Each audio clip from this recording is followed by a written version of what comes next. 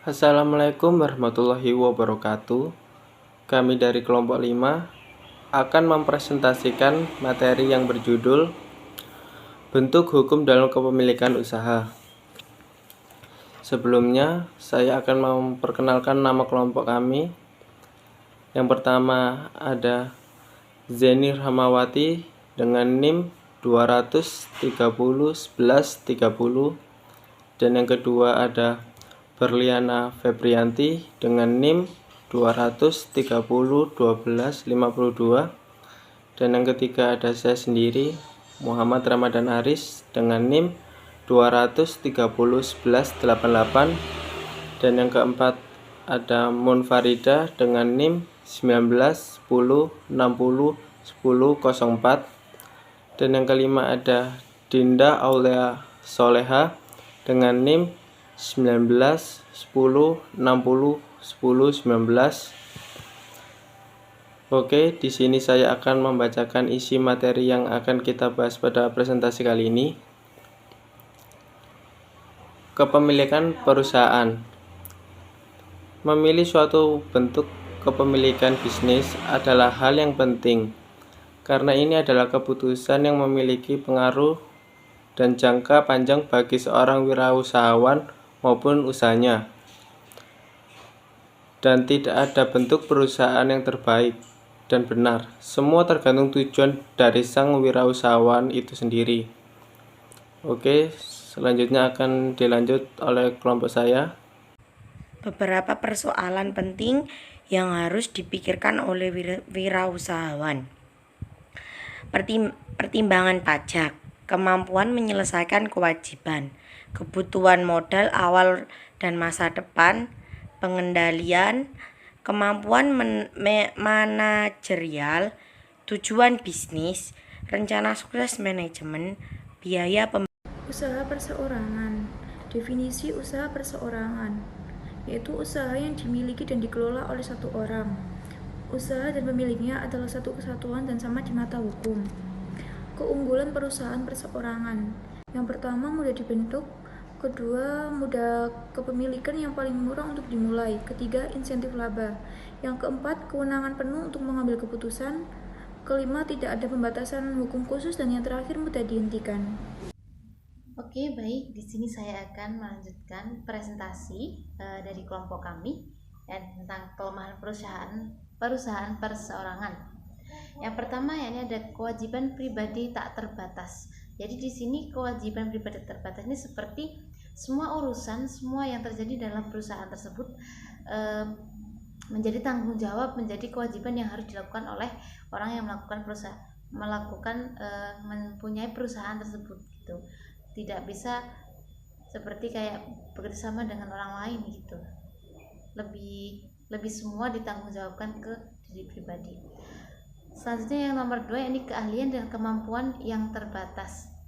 Nah, keahlian dan kemampuan yang terbatas ini dimaksudkan seperti orang tersebut yang mempunyai perusahaan tersebut itu hanya dia, dan mungkin dia hanya menguasai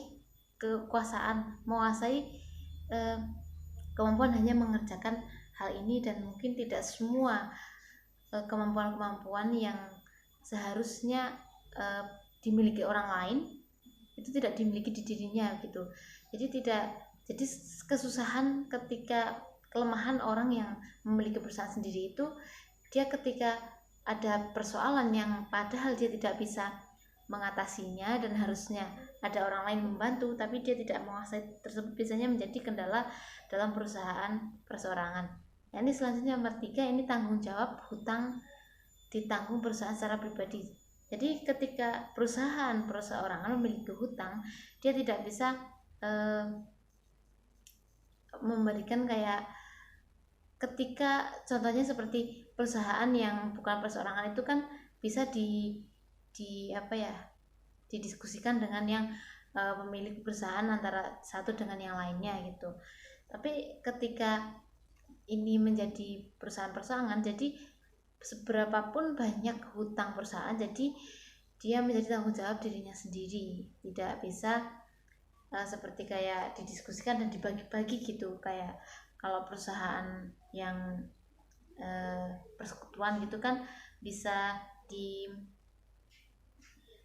didiskusikan, dibagi-bagi gitu kan hutangnya. Kalau ini kan perseorangan, pasti ketika punya hutang ya ada yang harus menanggung gitu. Selanjutnya yang nomor 4 ini keterbatasan akses modal. Jadi akses modal ini memiliki kesulitan, perusahaan-perusahaan memiliki kesulitan ketika dia ingin mencari modal karena mungkin keterbatasan pengetahuannya dia, keterbatasan data dan administrasi yang mungkin tidak bisa dia lengkapi untuk mencari modal ke perusahaan lain atau investor lain gitu. Selanjutnya ini nomor 5, kurangnya kesinambungan bisnis.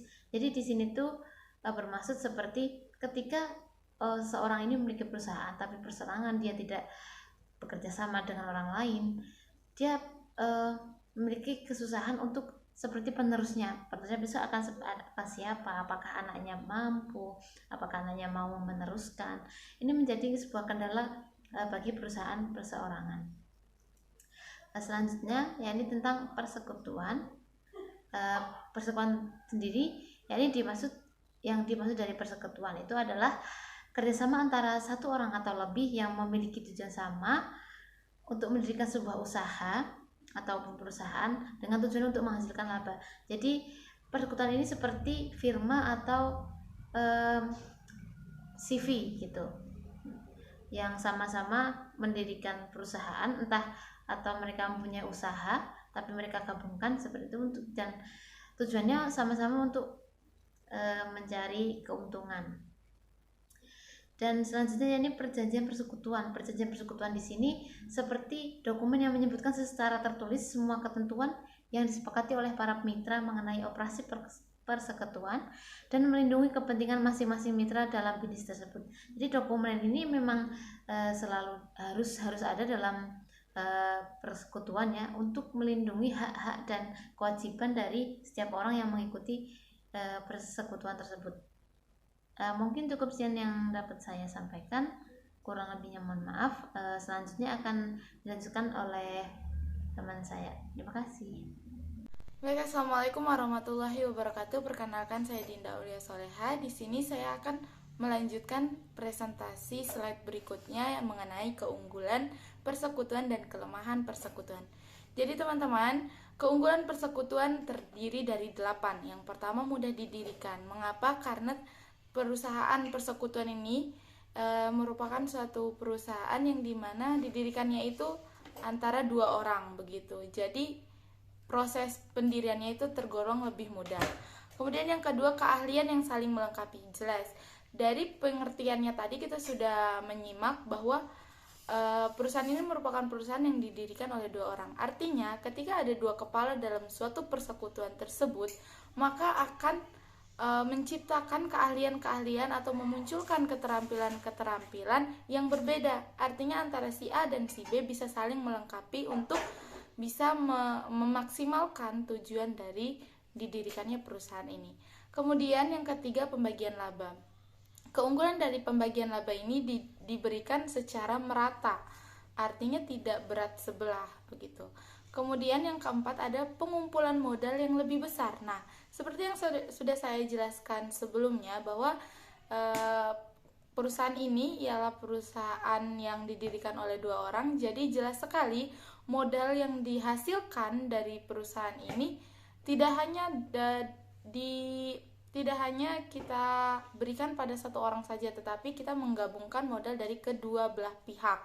Kemudian yang kelima yaitu kemampuan menarik sekutu terbatas. Yang keenam, tidak banyak peraturan pemerintah. Artinya di sini pemerintah tidak banyak ikut campur di dalam perusahaan ini atau tidak terlalu banyak peraturan pemerintah yang mengikat begitu. Kemudian fleksibilitas, jelas sekali di perusahaan persekutuan ini sangat fleksibel ya teman-teman untuk didirikan. Jadi jika kalian berminat untuk membangun, ada baiknya persekutuan, maksud saya perusahaan persekutuan ini menjadi solusi begitu. Kemudian pajak, jelas sekali di sini pajak juga mungkin maksudnya pembayaran pajak itu tidak hanya diberatkan pada satu pihak saja. Kemudian kita lanjut pada slide berikutnya, yaitu kelemahan. Kelemahan persekutuan ada 4. Yang pertama, akumulasi modal.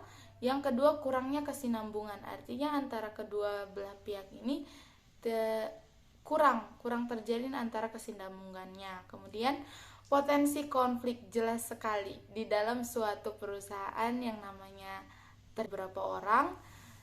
Jelas kita harus bisa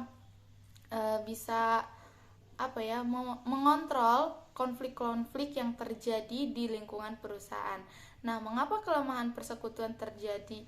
Salah satunya terdiri dari potensi konflik pribadi dan wewenang. Ya, karena dari awal memang persekutuan ini tidak hanya didirikan oleh satu pihak, melainkan dua belah pihak. Nah, sudah menjadi hal yang wajar jika terjadi konflik-konflik kecil atau perbedaan pemikiran begitu. Kemudian yang terakhir ialah sekutu yang terikat dengan hukum keagungan. Nah, teman-teman, mungkin itu saja yang bisa saya jelaskan mengenai keunggulan persekutuan dan kelemahan persekutuan. Lebih dan kurangnya saya mohon maaf. Wabillahi taufiq wal hidayah. Wassalamualaikum warahmatullahi wabarakatuh.